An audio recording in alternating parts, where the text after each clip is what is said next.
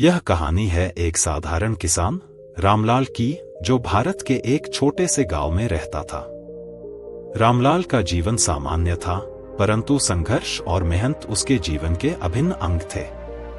भारतीय कृषि परंपरा के प्रतीक रामलाल के पास अपनी जमीन थी और खेती ही उसका मुख्य व्यवसाय था। जीवन की कठिनाइयों के बावजूद रामलाल हमेशा अपनी जमीन पर गर्व करता था। वह हर दिन सूर्योदय से पहले उठकर खेतों में काम करने चला जाता था। उसके जीवन में संघर्ष, निराशा और चुनौतियों की कमी नहीं थी, परंतु उसकी मेहनत, धैर्य और अदम्य इच्छाशक्ति ने उसे कभी हारने नहीं दिया। कहानी का आरंभ। रामलाल का गांव सुंदर परंतु पिछड़े इलाके में था। गांव के लोग कृषि पर ही निर्भर थे और मौसम की मार से उनका जीवन सीधे प्रभावित होता था। हर साल मानसून के आने का बेसब्री से इंतजार किया जाता था, क्योंकि बारिश ही उनकी फसल की किस्मत का फैसला करती थी। रामलाल के पास 2 एकड़ जमीन थी, जो उसकी आजीविका का एकमात्र साधन थी। हर सीजन में रामलाल अपनी जमीन को तैयार करता, उसमें बीज बोता और आशा करता कि इस बार अच्छी फसल होगी। परंतु प्रकृति हमेशा किसान के साथ नहीं होती। कई बार सूखा पड़ता, कभी बाढ़ आ जाती और कभी फसल की कीटों से बर्बादी हो जाती। बावजूद इसके रामलाल ने कभी भी हिम्मत नहीं हारी। वह हर बार नई उम्मीद के साथ खेती करता, अपने परिवार का पेट पालने के लिए दिन रात एक कर देता। पहली चुनौती, सूखा और फसल बर्बादी। एक बार गांव में सूखे का प्रकोप पड़ा।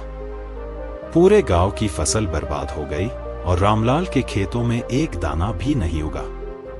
यह उसकी जिंदगी का सबसे बड़ा आघात था। उसे अपने परिवार के पेट भरने के लिए साहूकार से कर्ज लेना पड़ा। साहूकार ने भारी ब्याज दर पर कर्ज दिया और रामलाल के पास कोई विकल्प नहीं था। फसल बर्बाद होने से कर्ज चुकाने की स्थिति में वह नहीं था।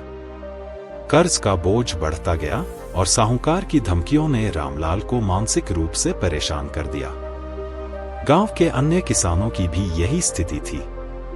कुछ ने आत्महत्या का रास्ता चुना, परंतु रामलाल ने ठान लिया कि वह हार नहीं मानेगा। कृषि सुधार की तलाश। सूखा और कर्ज की मार के बाद रामलाल ने सोचा कि यदि वह खेती में कुछ बदलाव करे तो शायद उसकी किस्मत बदल सकती है। उसने अन्य किसानों से परामर्श लिया और आधुनिक कृषि तकनीकों के बारे में जानकारी जुटाई। रामलाल ने तय किया कि वह अपनी खेती के तरीके में सुधार लाएगा और नई विधियों को अपनाएगा। उसने गांव के कुछ अन्य किसानों के साथ मिलकर एक समिति बनाई, जो खेती के आधुनिक तरीकों की जानकारी एकत्र करती और उन्हें लागू करने की कोशिश करती। इस समिति ने किसानों को बेहतर बीज, सिंचाई की नई तकनीकें और जैविक उर्वरकों के उपयोग के बारे में बताया। हालांकि यह रास्ता आसान नहीं था, परंतु रामलाल का हौसला और मेहनत उसे इस राह पर बनाए रखी। दूसरी चुनौती, बाढ़ का कहर। किसी तरह रामलाल ने अपने खेतों में नई तकनीकों का इस्तेमाल शुरू किया और उसकी फसल धीरे धीरे बेहतर होने लगी। उसे लगा कि उसकी मेहनत रंग ला रही है। लेकिन एक बार फिर प्रकृति ने उसके सपनों को तोड़ दिया। इस बार गांव में बाढ़ आ गई। पानी ने उसकी खेतों को तबाह कर दिया और उसकी सारी मेहनत पर पानी फिर गया। रामलाल का दिल टूट गया। उसे लगा कि उसकी जिंदगी की सारी उम्मीदें खत्म हो गई हैं। कर्ज के बोझ और अब बाढ़ के प्रकोप ने उसकी स्थिति और भी खराब कर दी। साहूकार अब उसके घर आने लगा और उसे कर्ज चुकाने की धमकियां देने लगा। रामलाल को लगने लगा कि अब उसके पास कोई रास्ता नहीं बचा। लेकिन इस बार भी उसने हार नहीं मानी। उसने ठान लिया कि वह किसी भी हालत में इस संघर्ष से पीछे नहीं हटेगा। आत्महत्या का विचार और परिवार का समर्थन। एक दिन रामलाल पूरी तरह से निराश हो गया। वह सोचने लगा कि अब उसके पास कोई विकल्प नहीं है। उसके मन में आत्महत्या का ख्याल आने लगा। परंतु उसके परिवार ने उसे इस कठिन समय में संभाला। उसकी पत्नी, उसके बच्चों ने उसे हिम्मत दी और कहा कि वह उनके लिए संघर्ष जारी रखे। उसकी पत्नी ने कहा, हमने हमेशा तुम्हारी मेहनत देखी है। तुम्हारी हिम्मत ही हमारी ताकत है। अगर तुम हार मान लोगे तो हम सब बिखर जाएंगे। बच्चों की मासूम आंखों में उम्मीद देख रामलाल को लगा कि वह हार नहीं सकता। उसने अपने परिवार के लिए संघर्ष करने का फैसला किया।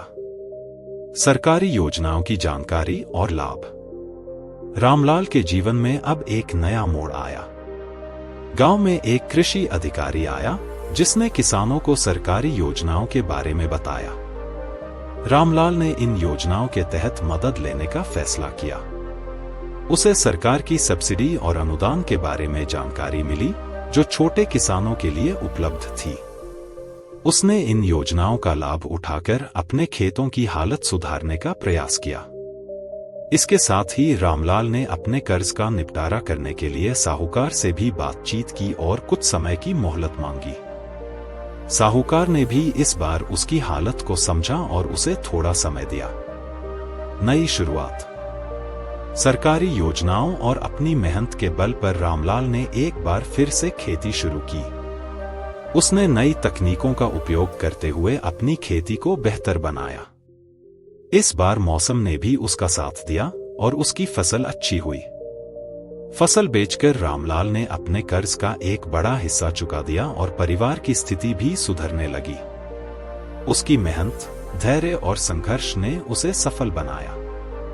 अब गांव के अन्य किसान भी उसकी प्रेरणा लेकर अपने खेतों में नई तकनीकों का उपयोग करने लगे। कहानी का संदेश। यह कहानी हमें सिखाती है कि जीवन में कितनी भी कठिनाइयां आए, अगर हम हिम्मत और धैर्य से काम लें तो सफलता अवश्य मिलती है। रामलाल का संघर्ष हमें यह बताता है कि मेहनत का